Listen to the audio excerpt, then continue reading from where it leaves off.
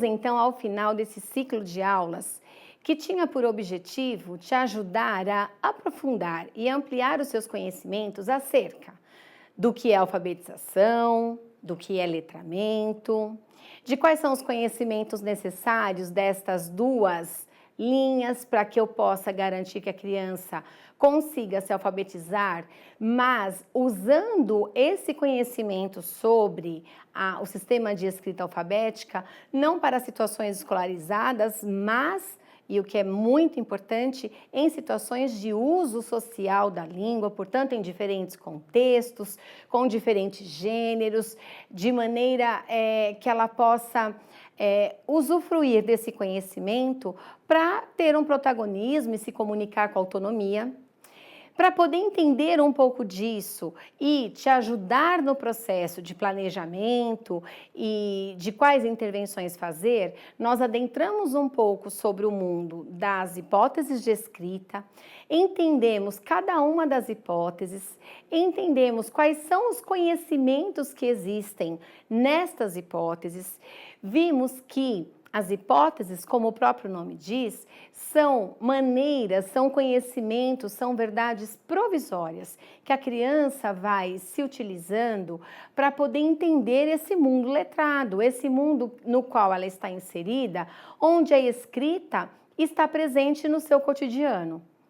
Então, e que para que ela possa avançar de uma hipótese mais básica, de uma hipótese ainda mais primária para uma mais sofisticada e assim compreender as regras do sistema de escrita alfabético, ela precisa do apoio do professor, que seja um apoio intencional, planejado, que seja um apoio que se ancore naquilo que ela já traz de conhecimentos prévios, naquilo que ela já traz de vivências sobre a leitura e a escrita, para que o professor possa provocar uma situação na qual ela seja provocada a desconstruir essas certezas provisórias e construir outros saberes mais sofisticados, se aproximando cada vez mais da compreensão deste mundo da escrita.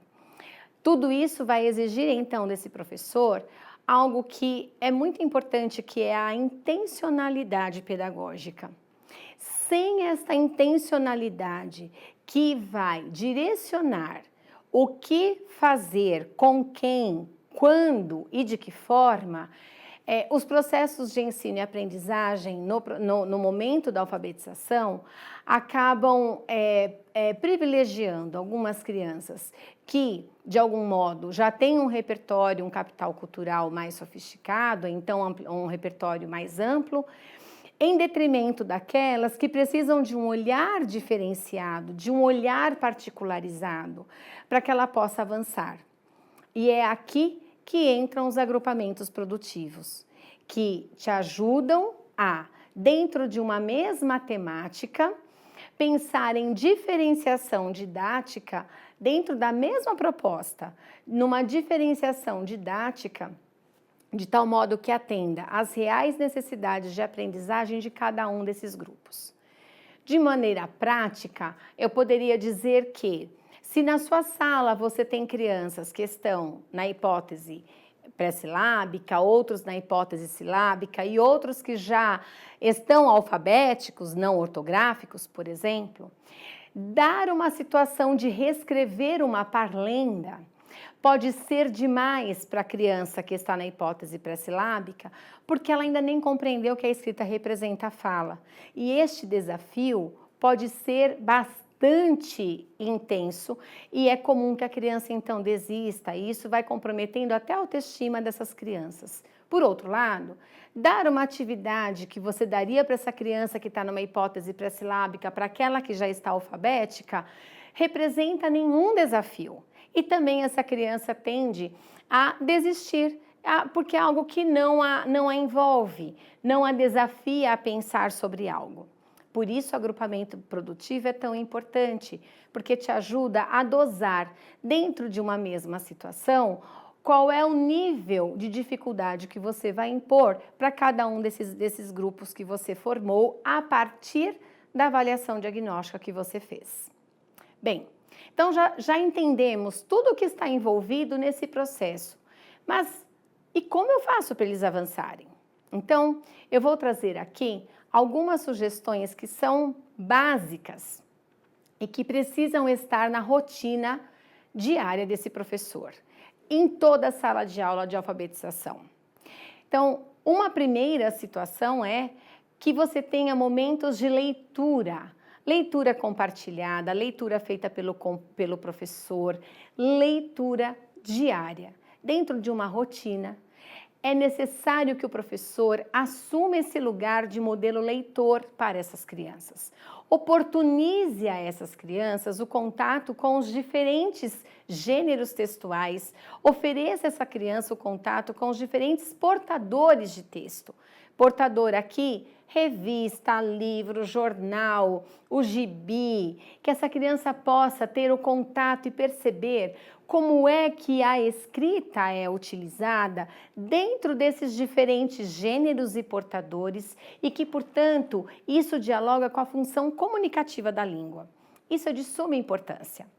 A leitura realizada pelo professor, que seja também uma leitura intencional. Nessa leitura, você pode selecionar um determinado período da sua unidade letiva para, por exemplo, ler textos, ler livros de um mesmo autor. Aqui, a gente, para além de favorecer a ampliação de repertório sobre esse mundo da escrita e da leitura, nós também estamos oferecendo repertório para que essa criança possa perceber esse estilo de escrita desse ou daquele autor, quando você faz esse tipo de seleção. Você pode escolher textos de um determinado gênero por um período, com a intencionalidade de provocar essas crianças a perceberem o que esses textos de diferentes autores, por exemplo, poesia, de diferentes autores, o que eles têm em comum. E aqui a gente começa a chamar a atenção dessa criança para que ela perceba que esse sistema tem uma regularidade, tanto no uso das letras para a composição das palavras, para a escrita propriamente dita, quanto também em relação aos gêneros. Você pode trazer situações de escrita que explorem muito o nome dessas crianças. Então, a chamadinha, e aqui eu vou trazer com esse nome, mas aquele painel onde tem a lista nominal das crianças, que geralmente nós fazemos e às vezes fica lá na sala, a gente nem revisita, mas que esta chamadinha que está lá, essa lista nominal, de fato tem uma função e que esteja a serviço da aprendizagem das crianças. E eu posso usá-la de que forma? Eu posso usá-la pedindo intencionalmente para que duas crianças, num determinado dia, retirem daquela lista o nome das crianças que faltaram, ou que elas peguem as fichas com os nomes e coloque na chamadinha o nome de todas as crianças que estão presentes na sala naquele dia. Essa atividade que parece tão boba provoca nessa criança um movimento de olhar para esses nomes, de checar as suas hipóteses, de perceber, olhar com profundidade para o interior daquilo que está escrito, percebendo que existe similaridade o Pedro com a Patrícia, porque você fez o agrupamento e pediu para que algumas crianças intencionalmente pudessem estar ali pensando e decidindo quem são essas crianças, quais são essas fichas com esses nomes. Nessa situação, você pode colocar uma criança que esteja na hipótese pré-silábica, porque ela verá esses procedimentos de leitura destes que são pares mais experientes, e isto a provoca a entender que escrever não é uma coisa aleatória, porque para poder decidir quem veio, quem não veio, quem é a Patrícia e quem é o Pedro, qual é a ficha, todas as análises que essa criança vai fazendo em relação a essas fichas com os nomes, essa criança que está na hipótese pré-silábica começa a perceber que existe uma escolha, existe uma análise, e esta é uma provocação importante para que ela perceba então e salte, e dê aquele salto qualitativo para compreender que a escrita, portanto, representa a fala, porque ela verá seus coleguinhas fazendo esse movimento. Você pode fazer bingos, você pode trazer para que a criança, por exemplo, procure na escola alguns objetos que comecem com a letra de determinado nome da sala. Você pode ser o modelo de escrita, o modelo escritor, o escriba, que vai coletivamente fazer a produção, a reescrita coletiva de uma parlenda ou de uma música que eles cantaram, e você está lá na lousa modelizando. Também serve para todos da sala. Você pode usar, com as crianças que estão na hipótese pré-silábica, usar o alfabeto móvel. Este é um recurso bastante interessante. E aqui com o alfabeto móvel, a criança vai se ancorar para que ela possa pensar, então, em quais são as letras que ela precisa escolher. Você está ajudando ela a refinar esse olhar. Com as crianças que estão na hipótese silábica, com ou sem valor sonoro, isso também é bastante interessante de ser trabalhado. Posso fazer esse agrupamento da criança que está na hipótese pré-silábica com uma criança silábica para poder montar ali os nomes de alguns colegas da sala. Explorar muitos nomes é muito importante. Colocar as letras dos nomes do nome das duas crianças, colocar essas letras misturadas em um saquinho e pedir para que elas formem os seus nomes. E não pode sobrar letra e não pode faltar letra. Fazer esse mesmo movimento com o nome de outras duas crianças da sala. Todas essas são situações nas quais as crianças serão provocadas a olhar de maneira intencional para o sistema de escrita e assim potencializar e ampliar o seu repertório acerca desse sistema, que é o que ela vai usar para poder se comunicar. Outras situações que você pode provocar para as crianças é fazer a leitura, porque também vai apoiá-las nesse momento. Recebemos um convite.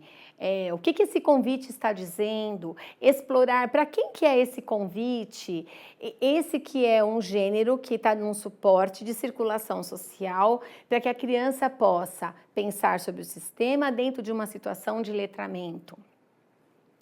Enfim, trazer estas situações de leitura e de escrita de uma maneira que seja intencional, de uma maneira que seja calibrada para as situações de aprendizagem de cada criança. Com as crianças que estão na hipótese pré-silábica e na hipótese silábica, o seu acompanhamento, ele é vital. Ele é mais importante. Não que os outros não precisem, mas essas crianças precisam de uma provocação e de acompanhamento muito próximo, porque serão as suas intervenções que vão fazê-la pensar sobre aquelas hipóteses provisórias que elas levantaram.